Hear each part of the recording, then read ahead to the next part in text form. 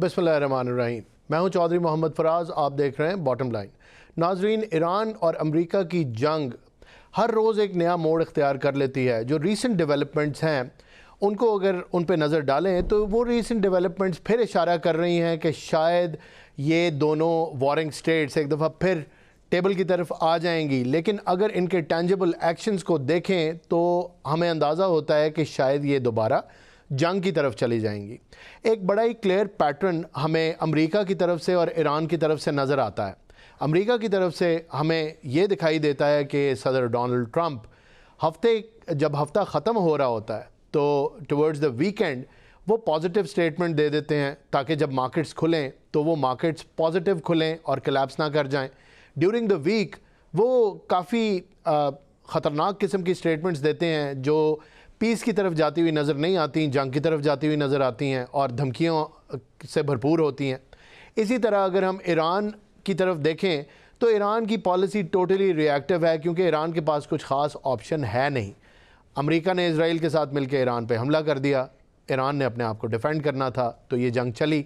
वो एक अलग बात है कि ईरान की रेजिलियंस और उनकी तैयारी अमेरिका को भी थोड़ा सा सरप्राइज़ कर गई समेत पूरी दुनिया के।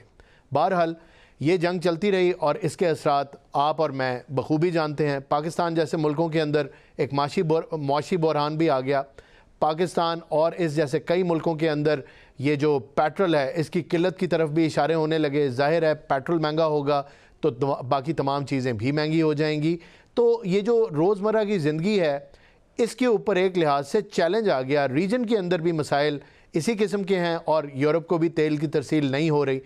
चाइना अलग अपनी डेवलपमेंटल प्रोजेक्ट्स को चलाने और अपनी सर्वाइवल के लिए परेशान बैठा हुआ है।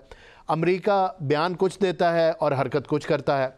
इस सारी चीज़ को डिस्कस करेंगे और रीसेंट डेवलपमेंट जो इस जंग के अंदर हुई, यानी कि जो एक जहाज़ पकड़ा हुआ था यूएस ने, उस जहाज़ को छोड़ दिया 22 क्रू मेंबर्स के साथ, पाकिस्तान के हवाले कर दिया। ये बड़ी अहम डेवलपमेंट है। वो ईरान को भी वापस कर सकते थे लेकिन पाकिस्तान को वापस किया। इसकी क्या सिग्निफिकेंस है पाकिस्तान को वापस करने की, और जो पीस टॉक्स हैं उनके हवाले से पाकिस्तान की बैकडोर डिप्लोमेसी इस टाइम पे कहाँ पे है, मामला कहाँ जाएगा, लड़ाई की तरफ या सुलह की तरफ, इस सब पे आज तफसील से बात करेंगे।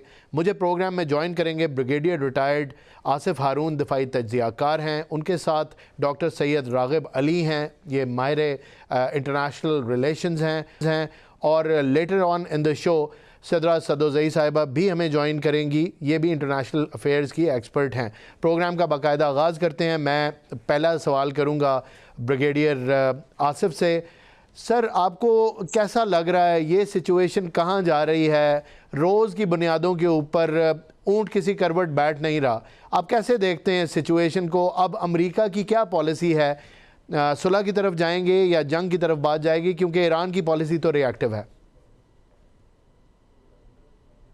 देखिए, ये जो जंग इतनी पेचीदा हो गई है उसकी मेरी नज़र में सबसे बड़ी वजह जो है वो ट्रंप की अनप्रेडिक्टेबिलिटी है और उसकी हॉट एंड कोल्ड ब्लोइंग की जो पॉलिसी है वो है। जैसे आपने खुद बताया कि यू टर्न ले रहा है, सुबह कुछ कहता है, दोपहर को कुछ कहता है, शाम को कुछ कहता है, कभी नरम हाथ दिखाता है, कभी गर्म हाथ ये दिखाता है। तो ये जो सीज फायर जो 7 तारीख को अप्रैल को जो हुआ तो वो एक बड़ा टेनुअस और फ्रेजाइल ये सीज फायर रहा है।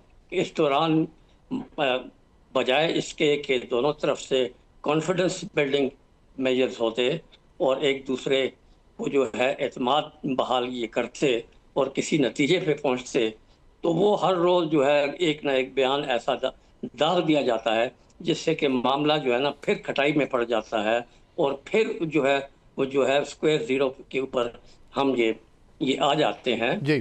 तो इसमें ये है कि जहाँ तक अमेरिका का ताल्लुक है, मेरे नज़र में ये अमेरिका की जंग शुरू दिन से नहीं थी। वो जो है जंग में धकेला गया है और कौन है उसके पीछे, वो ज़ायनिस्ट लॉबी है और ख़ासकर इजराइल नेतन्याहू है। क्या ब्लैकमेलिंग टैक्टिक्स उसने इस्तेमाल की हैं क्या एप्स्टीन फाइल ही ऐसी थी या कोई और मजबूरियां थी?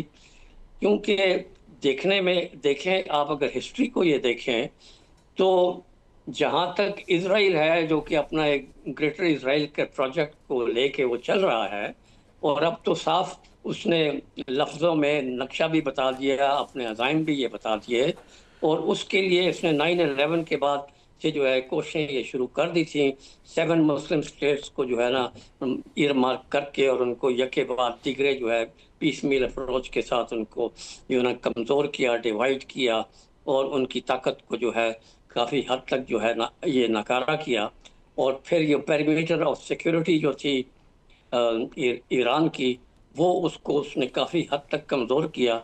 और अब उसका ख्याल ये था कि ये जो एक आखिरी उसका जो ऑब्स्टिकल है, ईरान जो कि सबसे बड़ी जो मिसाइल पावर बन चुका है, और वो खामोशी से जो है शायद अपना यूरेनियम एनरिचमेंट से वो न्यूक्लियर पावर भी बनने दे जा रहा है। तो इसलिए उसकी हतल वसा ये कोशिश थी कि मैं ईरान को न्यूक्लियर पावर न बनने दूं। उसके लिए उसने बिल क्लिंटन से लेकर जॉर्ज बुश हो गया, ओबामा हो गया, जो बाइडन हो गया, सबको उसने हद से ज़्यादा प्रेशर में किया कि आप जो है मेरे साथ मिल के अटैक करें और इसकी न्यूक्लियर तंसीबात को जो है ये डिस्ट्रॉय करें। उसके लिए जो है ओबामा के दौर में ही ये न्यूक्लियर बस्टर बम जो है ये मैन्युफैक्चर होने शुरू हो गए थे। जी। लेकिन ओबामा ने फिर एक दूसरे तरीके से ये जान छुड़ाई कि उनको एक न्यूक्लियर डील के ऊपर जो है रजीम चेंज के बाद जो एक रिफॉर्मिस्ट गवर्नमेंट वहाँ आ गई थी रूहानी की, और उनको जो है इस चीज़ पे मनवा लिया कि आप अपनी जो न्यूक्लियर एनरिचमेंट है वो 6% से नीचे ले आएंगे, और आप न्यूक्लियर बॉम्ब नहीं बनाएंगे।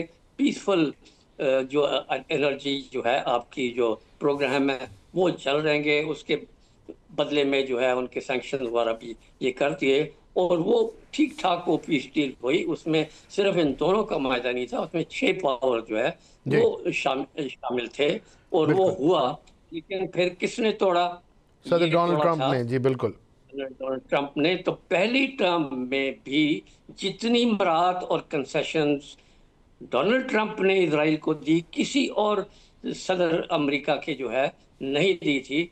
आप शुरू कर लें उसका कि उसने गोलन हाइट्स जो है उनको दे दी, उनकी फोर्ट सेटलमेंट को जी। लीगलाइज कर दिया, ब्रिगेडियर उनकी जो ब्रिगेडियर साहब, ये बिल्कुल आप दुरुस्त सिमत में इशारा कर रहे हैं, बिल्कुल ऐसा ही है। और बड़ी स्ट्रॉन्ग है ये ज़ायनिस्ट लॉबी, अमेरिकन प्रेसिडेंट के यहाँ भी बड़ी मकबूल है। और इसका इसका सबूत हमें तब भी मिला जब सेम टीम जो पिछली दफ़ा जिसकी वजह से ये टॉक्स जो थी, न्यूक्लियर टॉक्स जो जनेवा में हो रही थी ईरान के साथ, वो भी फ्लॉप हो गई। And the US ended up attacking Iran उसकी न्यूक्लियर फैसिलिटी के ऊपर, जैसे आपने फरमाया बंकर बस्टर उन्होंने यूज़ किए।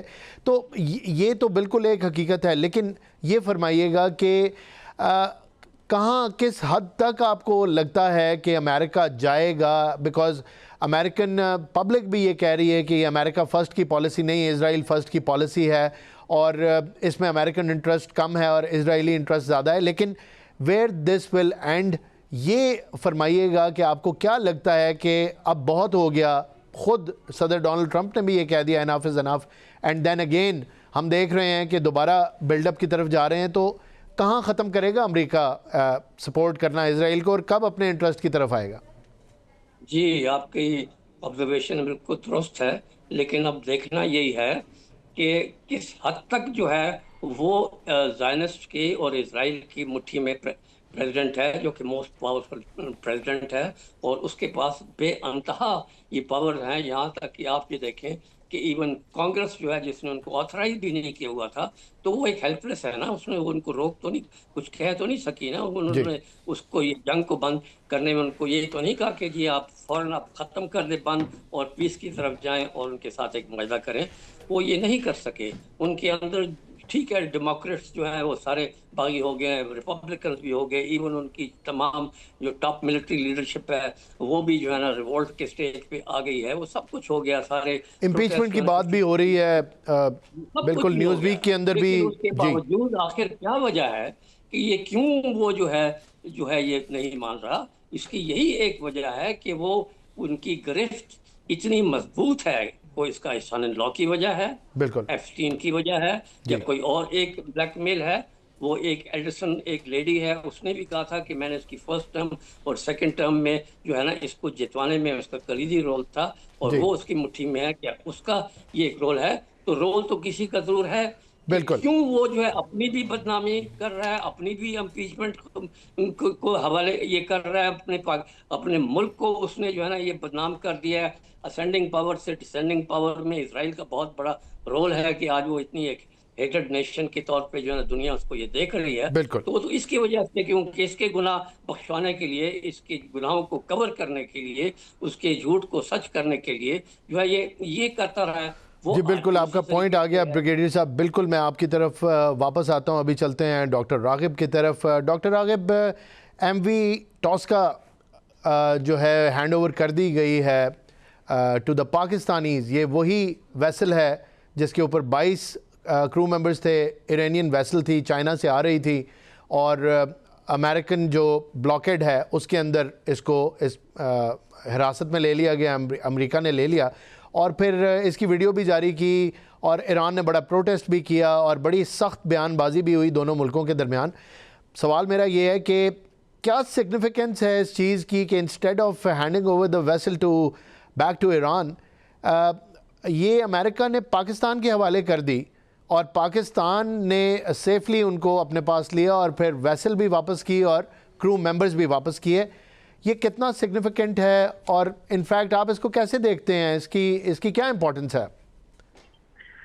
देखिए जी, इसकी बड़ी इम्पोर्टेंस इसलिए है कि बहुत सारी डिस्कशन है eight regional and international level, वो पाकिस्तान के रोल को लेकर हो रही है इस वक्त दुनिया में। अमेरिका जो है और अमेरिकन जो प्रेसिडेंट हैं वो बार बार इस बात का जिक्र करते हैं कि they are he is in fact trusting only one country in the world at the moment, that is Pakistan ji और बहुत सारे जो रीजनल कंट्रीज हैं लाइक टर्की है, इजिप्ट, सऊदी अरब और ओमान और बाकी कंट्रीज भी पाकिस्तान की तरफ आपको देखते हैं। लेकिन जो पाकिस्तान के एडवर्सरीज हैं, जो समझने के जो पाकिस्तान के रोल को एक्सेप्ट करने के लिए तैयार नहीं है, कंट्रीज लाइक इंडिया, वो कॉन्टिन्यूसली एक क्वेश्चन जो है वो बार बार उठाते हैं और पाकिस्तान के इस रोल को बेसिकली बिलिटल करने की कोशिश करते हैं। तो मेरे ख्याल में ये जो इसकी सबसे पहली सिग्निफिकेंस तो इस एक्शन की जो अमेरिका ने किया है कि उन्होंने बजाय ईरान को हैंड ओवर करके पाकिस्तान को हैंड ओवर की है, इस एक्शन से बेसिकली उन्होंने इस बात को क्वालिफाई कर दिया है कि पाकिस्तान का जो रोल है रीजन में इन द फ्यूचर एक बहुत सिग्निफिकेंट रोल के तौर पे सामने आ रहा है।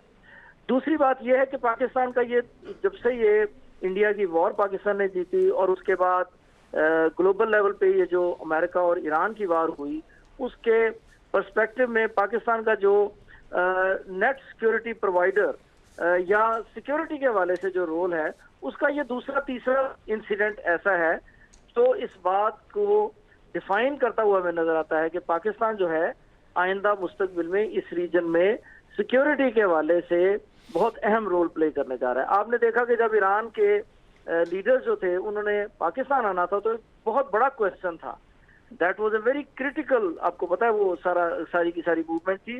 उसकी वजह यह है कि Israel not only once not only twice बल्कि पिछले साल डेढ़ साल से कई दफा मुतअद्दिद बार लीडर्स को, ईरानियन लीडर्स को बहुत ब्लेटेंटली मुख्तलिफ एक्टिविटीज में, नेगोशिएशंस में वो बाईपास करके तो उनको मारता रहा। लेकिन जब पाकिस्तान की बारी आई और पाकिस्तान को ये रोल दिया गया तो आपने देखा कि बहुत सेफली दे ट्रेवल्ड, और उसके बाद उससे भी बढ़कर ये हुआ कि पाकिस्तान के जो हमारे आर्मी चीफ हैं और जो फील्ड मार्शल है वो खुद वॉर जोन में चले गए और वहां पे भी उन्होंने बिल्कुल इस बात को समझ ले ओवर इंश्योर किया कि पाकिस्तान जो है उसकी सिक्योरिटी को कम से कम इस रीजन में with the grace of God अब कोई खतरा नहीं है, बल्कि पाकिस्तान को एक सीरियस एक्टर के तौर पर रीजनल लेवल पे लिया जा रहा है। और ये जो इंसिडेंट है ये इस बात की समझ लें, it is an evidence that country like America could not choose any other country to hand over that vessel except Pakistan। तो ये पाकिस्तान के रोल को डिफाइन करता है और रीजन का जो फ्यूचर है, जो सिक्योरिटी आर्किटेक्चर की बात हो रही है, जो नए सिक्योरिटी आर्किटेक्चर की बात हो रही है, उसमें पाकिस्तान डेफिनेटली एक बहुत इंपॉर्टेंट रोल प्ले आपका पॉइंट आ गया डॉक्टर रागिब। मैं आपकी तरफ वापस आता हूँ। प्रोग्राम में सिद्रा सदोज़ई साहिबा को खुशामदीद कहेंगे, इंटरनेशनल अफेयर्स की एक्सपर्ट हैं और इनसे सवाल करते हैं। सिद्रा साहिबा, आपने बाकी पार्टिसिपेंट्स की गुफ्तगू भी सुनी, आप इस पूरे मामले को फॉलो भी कर रही हैं। ये बताएं कि ये जो अमेरिकन बयानबाजी है और कुछ पॉजिटिव बयान, कुछ नेगेटिव बयान, एट द एंड जो ब्लॉकेड है वो अपनी जगह पे ही है, तो उनके एक्शंस में और उनकी स्टेटमेंट्स में बहुत बड़ा तजाद है। And the Iranians are practically ready for any misadventure from the US alongside Israel. कैसे देखती हैं आप इस सिचुएशन को? क्या लगता है आपको, ये बिल्डअप की तरफ जा रहा है या ये वापस टेबल की तरफ आएंगे? अच्छा चौधरी साहब, होता क्या है कि डिप्लोमेसी की जब हम बात करते हैं तो वहाँ पे यूजुअली देखा ये जाता है कि प्रेशर टैक्टिक्स को भी यूज़ किया जाता है। ऑन द अदर हैंड चीज़ें जो है वो बैक एंड के ऊपर चल रही होती हैं। जिस तरीके से हमने देखा कि कल के दिन में ईरान से जो भी आए थे हमारे पास नुकात, वो अगेन पाकिस्तान के हवाले कर दिए गए और obviously Pakistan is playing its part as a very trustworthy mediator. परसों जो ट्रंप की तरफ से बयानात आए थे कि हम पाकिस्तान के ऊपर ट्रस्ट करते हैं, अगेन हमारे फील्ड मार्शल साहब की जिस तरीके से तारीफ़ की गई थी, हमारे प्राइम मिनिस्टर की तारीफ़ की गई थी, तो कैरेट और स्टिक वाला जो फार्मूला है दैट इज़, मैं ये तो नहीं कहूँगी कि that is main in diplomacy, but yes it works in diplomacy. Blockade की आपने बात की, तो ब्लॉकेट तो अभी हमने देखा है कि वहीं पे खड़ी हुई है, लेकिन जिस तरीके से ईरान ने कहा है कि let's talk about the Strait of Hormuz first, उसके बाद हम न्यूक्लियर के ऊपर बैठ के बात कर लेते हैं। ईरान की तरफ से बहुत मैच्योर मूव सामने आई है। ईरान ने जो है वो न्यूक्लियर के ऊपर भी बात करने की बात की है, लेकिन इस वक्त जिस चीज़ ने सबसे ज़्यादा इस दुनिया को इफ़ेक्ट किया हुआ है, इस दुनिया की इकॉनमी को इफ़ेक्ट किया हुआ है, दैट इज़ स्ट्रेट ऑफ हॉर्मस, और उसको प्रायोरिटाइज करना ईरान की तरफ से और उसी के ऊपर जो है वो बात करना, दैट वाज वेरी इंपॉर्टेंट। फिर आपने बात की कि बयानबाजी, तो जिस तरीके से अक्सर लोग ये कह रहे हैं कि ट्रंप जो है वो जहनी मरीज़ हैं या जिस किस्म की उनके ट्वीट्स सामने आती हैं, मेरा पॉइंट इसके बिल्कुल अगेंस्ट है। ट्रंप बेसिकली जो है वो इस टाइम पे पूरी वर्ल्ड इकॉनमी के साथ वाया हिज ट्वीट्स उसको अप डाउन करने में और अपने लोगों को फ़ायदा पहुंचाने में लगे हुए हैं और उसको जो है वो बड़े डूबियसली भी कंट्रोल कर रहे हैं। और मैं नहीं मानती कि कोई बिलियनियर जो है वो किसी किस्म का नफ्सियाती या किसी किस्म का पागल हो सकता है, लेकिन he is playing a very cunning role. जहाँ तक बात है मुज़ाकरात की तरफ आने की, मेरी कैलकुलेशन ये है कि कमिंग वीक में ये मुज़ाकरात होंगे। उसकी रीज़न ये है कि 14, 15, 16, 17 मई जो है वो डेट्स प्रपोज की गई हैं ट्रंप का विज़िट टू चाइना अपने चीनी हम मनसब से मिलने के लिए। तो बिफोर गोइंग टू चाइना वो एक अपनी जो है वो उसको आप सेल्फ विक्ट्री कह लें या एक जो विक्टोरियस पोजीशन है उसके अंदर आके और इस जो मेस को जो उन्हीं ने क्रिएट किया है उसको क्लीन अप करके चाइना की तरफ जाना चाहेंगे। तो अभी जिस तरीके से हमने देखा कि एक ताहुक्म सानी जो है वो जंग बंदी भी कायम है, लेकिन उधर से बयानात भी दिए जा रहे हैं to build up the pressure. So as per my calculation और जो कुछ आसपास की हमें खबरें भी मिल रही हैं और वाइब्स भी आ रही हैं, वो यही है कि इन कमिंग वीक मुज़ाकरात क्या मुआहिदा इंशाल्लाह हो जाएगा। आपका पॉइंट आ गया। ब्रिगेडियर आसिफ, आपकी तरफ आऊँगा। ये फरमाइएगा कि एक ख़बर आई कि जो इरानियंस हैं उन्होंने एक यूएस वॉरशिप के ऊपर मिसाइल्स फायर किए हैं बिकॉज़ वो उनकी टेरिटरी के अंदर आ रहा था और वो ज़ाहिर है ऑपरेशन फ्रीडम की तरफ इशारा है कि स्ट्रेट ऑफ हॉर्मज़ के अंदर जितने स्ट्रैंडेड वेसल्स हैं उनको अमेरिका ने कहा कि हम उनको सपोर्ट करेंगे और उनको छुड़वाएंगे। तो एक शिप अंदर आया और इरानियंस ने उसको टारगेट किया और ये ख़बर भी जारी कर दी, लेकिन अमेरिका की तरदीद आ गई। दूसरा, सिद्रा साहिबा ने जिस तरह फरमाया कि लगता है इस तरह है कि बात हो जाएगी and the US president is very cunning, उनकी वजह से कुछ फ़ायदा भी हो रहा है। मैंने अपने इंट्रो के अंदर भी इस तरफ इशारा किया कि towards the end of the week positive statement आती है ताकि जब मार्केट खुले तो क्रैश ना कर जाए और पॉजिटिव खुले, and then you know during the week बड़ी नेगेटिव स्टेटमेंट्स देते हैं। तो एक पैटर्न तो है और ये पैटर्न शुरू में कुछ लोगों ने डीकोड किया था, अब तो खैर पूरी दुनिया इसके ऊपर बात कर रही है और बड़ा वैलिड पॉइंट है। आप कैसे देखते हैं सिचुएशन को? जो यूएस डिनाइल है कि हम पे हमला नहीं हुआ at the same time pursuing with this operation freedom, इसकी क्या ज़रूरत है? जाहिर है कि अगर आप इस फ्रेजाइल जो सीज़ फायर है उसके दौरान ईरानी पानियों के अंदर घुसने की कोशिश करेंगे तो ईरान के पास क्या ऑप्शन है बट टू रिएक्ट? तो इसके ऊपर क्या कहेंगे आप? ये तो एक हमारी फौज में इसको कहते हैं माइनर टैक्टिक्स जी या एक माइनर टैक्टिक्स फिर ऑपरेशन फिर स्ट्रेटजी। जी तो असल में अगर हम इसको अगर एक गहरी नज़र से ये देखें तो I don't think America had a very profound strategy and had planned the war in entirety. और उसके जो बीच में जो निटी-ग्रिटी जो पिटफॉल्स हैं उनका तमाम एंगल से ये जायज़ा लिया था। उन्होंने कुछ अजम्पशंस ली, उनकी कोई विशफुल थिंकिंग्स थी और उनका ये ख्याल था कि ये चंद घंटों में नहीं तो चंद दिनों में मैं इस जंग को लपेट लूँगा। ये एक मामूली से एक मिडिल पावर है, मैं सोल सुपर पावर हूँ, साथ मिडिल ईस्ट का सबसे बड़ा ये पावर है, दोनों न्यूक्लियर पावर हैं, तो हम तो कर देंगे। और ख़ासकर जबकि उसके हम जो जो पेशे इमाम है, जो सुप्रीम लीडर है, जो उनकी सेंटर ऑफ ग्रेविटी है, उसको हम पहले दिन में ही मार देंगे।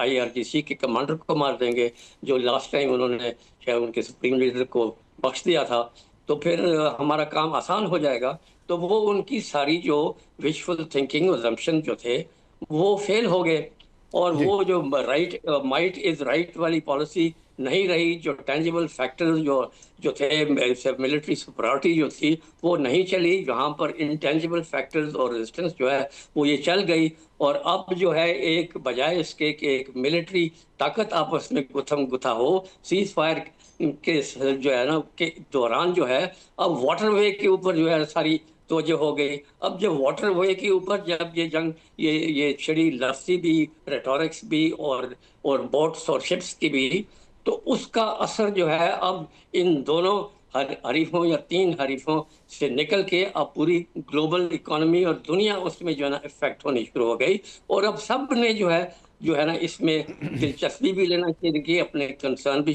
शो किए, तो वो भी अब एक किस्म के इस जंग में इन्वॉल्व हो गए हैं। और अब ये सिर्फ अमेरिका की जंग नहीं रही, अब ये सारी दुनिया की एक किस्म की ये जंग है। वो जल्द से जल्द जो है ये इस यहाँ से ये ख़त्म करना चाहते हैं और पीस लाना चाहते हैं। और इसमें जो सिल्वर लाइनिंग जो है वो सिर्फ और सिर्फ पाकिस्तान के हिस्से में आती है कि आप ये देखें कि आपका UN कहाँ गया, आपकी UNSC कहाँ गई, आपकी जो वर्ल्ड पावर्स हैं वो कहाँ गए, तो गल्फ स्टेट्स ये कहाँ गई, वो सब तो रोल तो उनके जो है ना सेकेंडरी हो गए।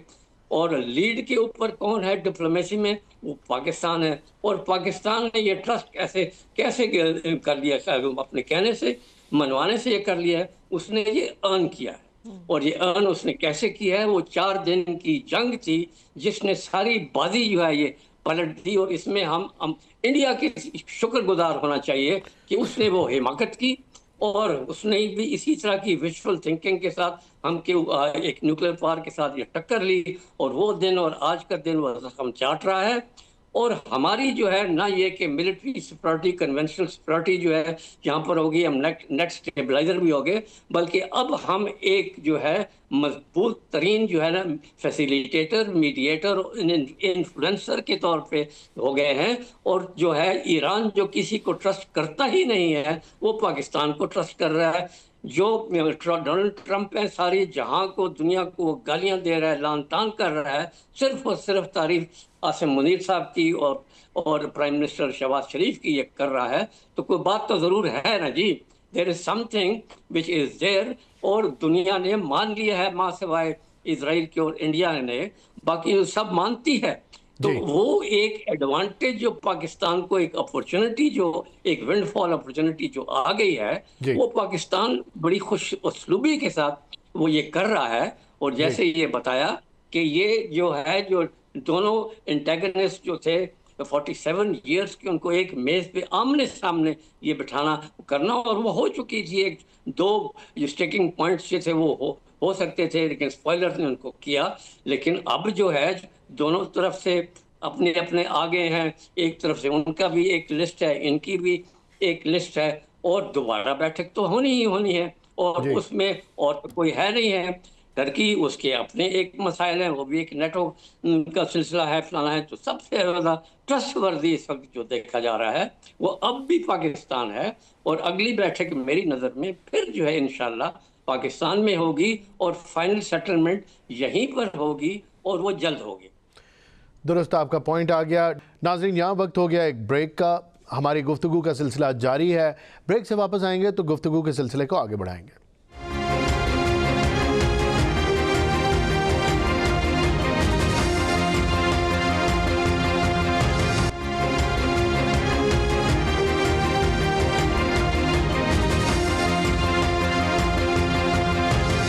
वेलकम बैक नाज़रीन, गुफ्तगू के सिलसिले को आगे बढ़ाते हैं। डॉक्टर रागिब, ये फरमाएं कि अभी बिल्कुल क्लियर है, ईरान जो चाहता है वो बिल्कुल पूरी दुनिया के सामने है।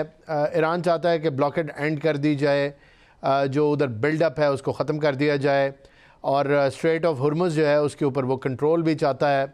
इसके अलावा वो सैंक्शंस के अंदर रिलीफ भी चाहता है, और न्यूक्लियर इशू को ये जो 14 पॉइंट्स अभी उन्होंने भेजे पाकिस्तान के थ्रू अमेरिका, वो ये भी चाहता है कि उसके ऊपर बाद में जामे किस्म की बात हो।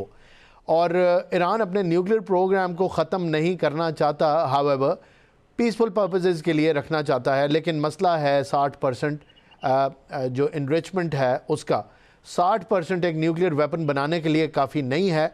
लेकिन डेफिनेटली ये उस पीसफुल पर्पसेस से काफ़ी ज़्यादा हायर लेवल है, जो एक अलार्म या एक रेड लाइट ब्लिंक करता है यूएस के अंदर कि 60% क्यों इन्होंने करनी है, पीसफुल पर्पसेस के लिए तो काफ़ी कम चाहिए होती है। तो यहाँ पे मामला कुछ फंसा हुआ है। आपको क्या लगता है इस मैसेज को रिसीव करना यूएस के लिए बहुत मुश्किल है? ये जो ईरान बता रहा है, इसके अंदर कोई कोडेड चीज़ है जिसको अब तक यूएस नहीं समझ सका और इन काइंड रिस्पॉन्स नहीं दे सका, या दोनों ही मुल्क अपनी अपनी जो पोजीशंस हैं उसके ऊपर बिल्कुल अटल खड़े हैं, जिसकी वजह से मामला आगे नहीं बढ़ रहा? क्या कहेंगे आप?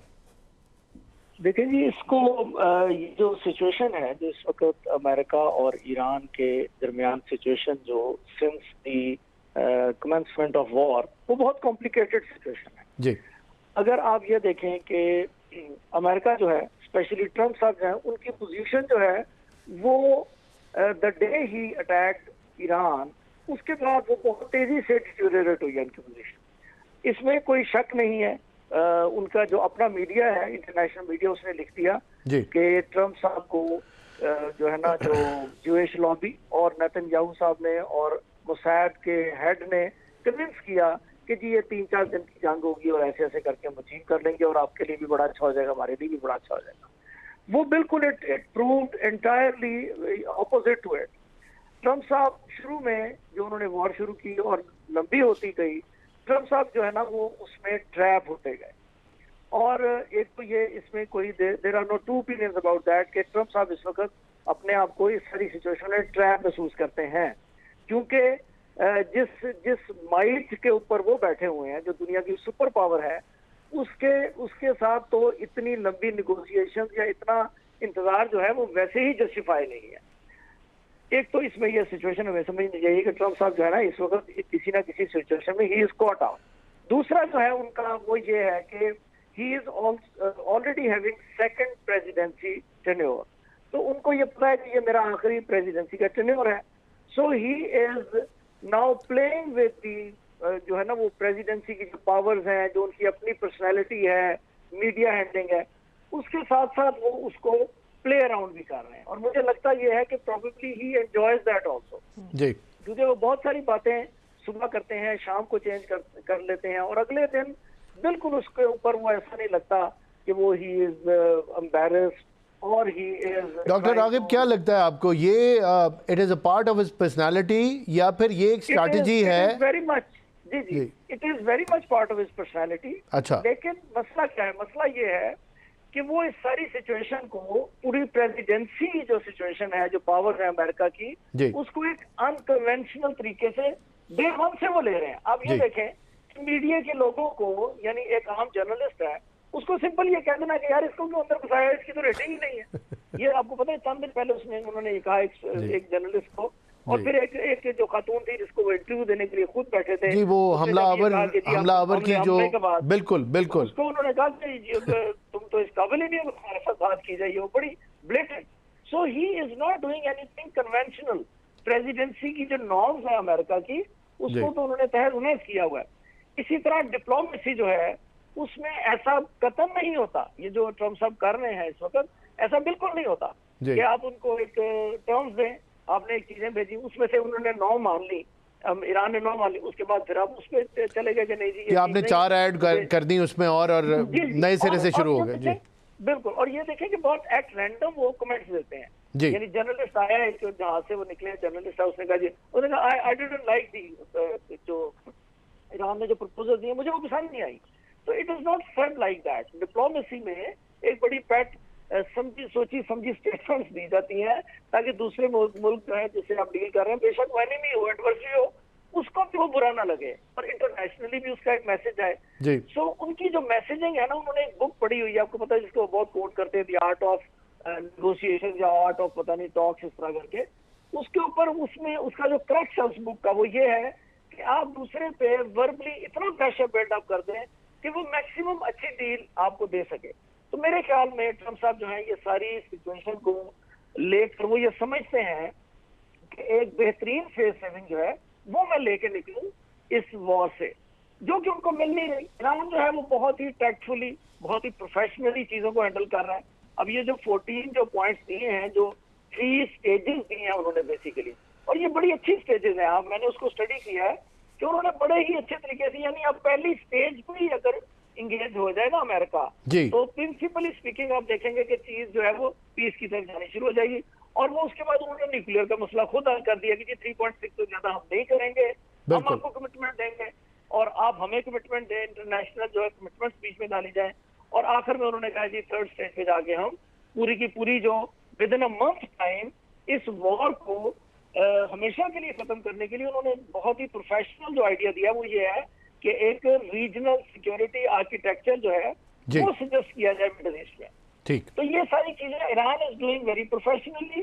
ट्रम्प साहब जो है वो अपनी पावर को, अपने स्ट्रक्चर को, अपनी जो सुप्रीमेसी अमेरिका ने पिछले 30-40 साल से जो किया उसको एंजॉय करते हुए नजर आते हैं, लेकिन साथ साथ वो कहीं पे पर्सनल इंटरेस्ट भी गेन करते हैं, क्योंकि जितनी बात अब तक मीडिया में इस बारे में हो चुकी है, इसमें से कुछ ना कुछ इसका उनको रिबटल देना चाहिए था, लेकिन उन्होंने आप देखें कि कभी रिबटल नहीं दिया इस बात पे। बिल्कुल ठीक, ये हमारा मेरे जो बिजनेस नहीं कर रहे।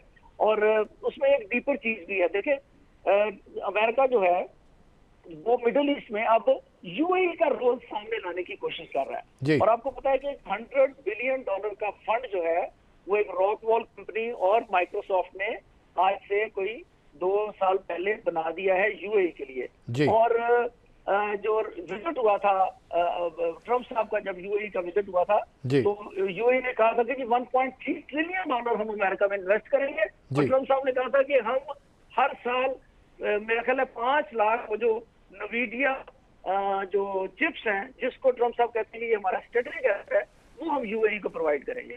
तो इसमें एक लार्जर प्लान भी है फ्यूचर का, जिसमें वो मिडिल ईस्ट का जो जियोपॉलिटिकल जो स्ट्रक्चर है उसको चेंज करने की मतलब बात की जा रही है। यानी मुझे ऐसा लगता है कि यूएई को इसराइल की सपोर्ट और अमेरिका की सपोर्ट के साथ जो ऑयल हेजमनी है सऊदी अरब, उसको चैलेंज करने जा रहे हैं ये।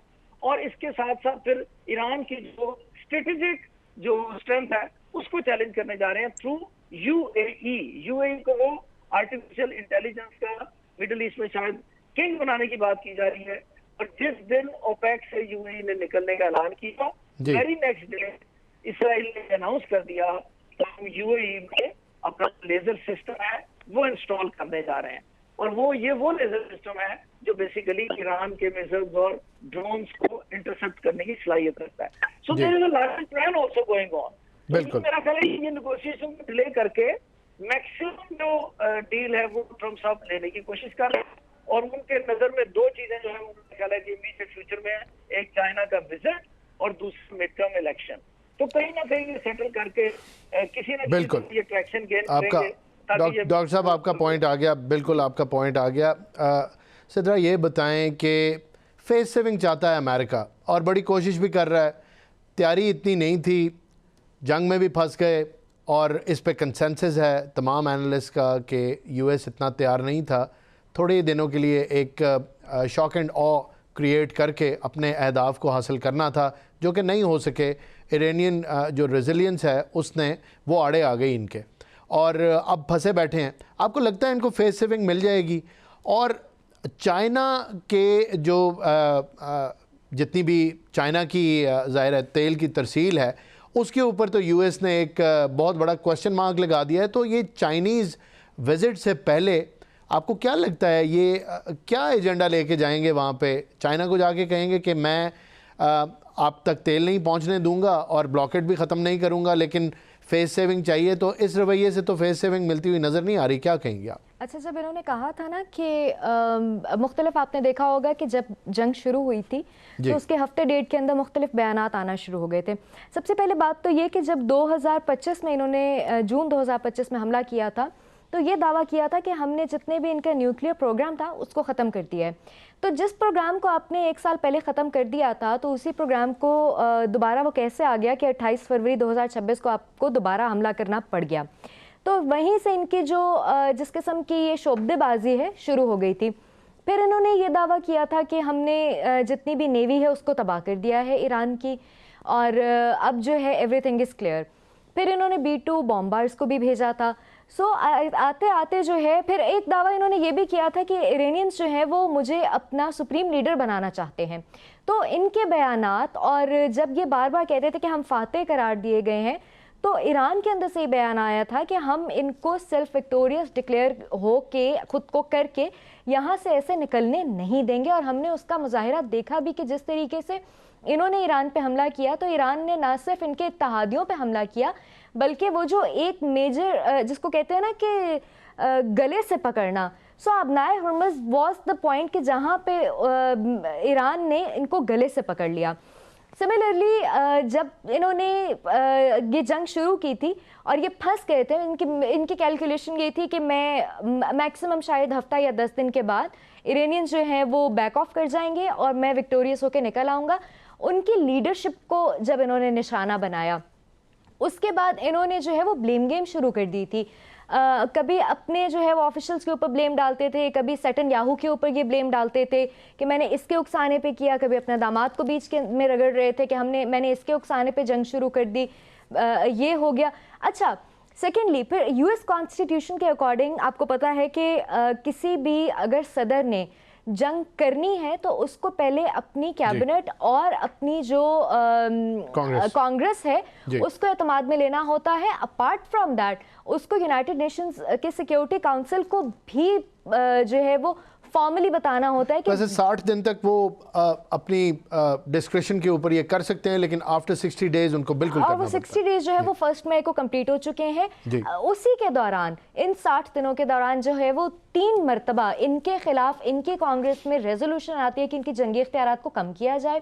फिर उसी के साथ साथ ये 3 दफ़ा इन्होंने बजट मांगा है कि मेरे लिए जो है वो फंड रिलीज किए जाएं। फिर उन्होंने जो यूएस का इस दफाई बजट है वो $1 ट्रिलियन है, और अभी डोनाल्ड ट्रंप की तरफ से ये सिफारिशात पेश की गई हैं कि उसको $1.5 ट्रिलियन किया जाए हमारे डिफेंस बजट को, क्योंकि हमारा ऑलरेडी जो है वो बहुत सारा पैसा लग रहा है, लग चुका है जी। तो इस टाइम पे जब इनके इस भौंडी हरकतों को हम देखते हैं और हम ये देखते हैं कि किस मिस कैलकुलेशन के तहत इन्होंने ईरान पे हमला तो कर दिया था, फिर बूट्स ऑन ग्राउंड वाली सिचुएशन भी लाने की कोशिश की गई थी, उसके लिए भी बयान दिए थे, लेकिन अभी भी ये जो है ईरान अभी भी जो है वो पॉइंट ऑफ स्ट्रेंथ पे खड़ा है, और यूएसए को अभी भी घुटनों पे लाके ईरान ने छोड़ दिया है कि जहाँ पे वो बार बार ये तो कहते हैं कि ईरान जो है वो बहुत ज़्यादा उसका दिल है, वो चाह रहा है, ईरान को जल्दी है कि वो हमसे मुआहदा करे, लेकिन इन एक्चुअल जो है वो पोजीशन कुछ और है कि जहाँ पे डोनाल्ड ट्रंप इस टाइम पे ही हिमसेल्फ इज इन अ हरी कि ये मुआहदा तय पा जाए। उसकी 2-3 रीजंस हैं। एक उसका सबसे बड़ा रीज़न मिड टर्म इलेक्शन है।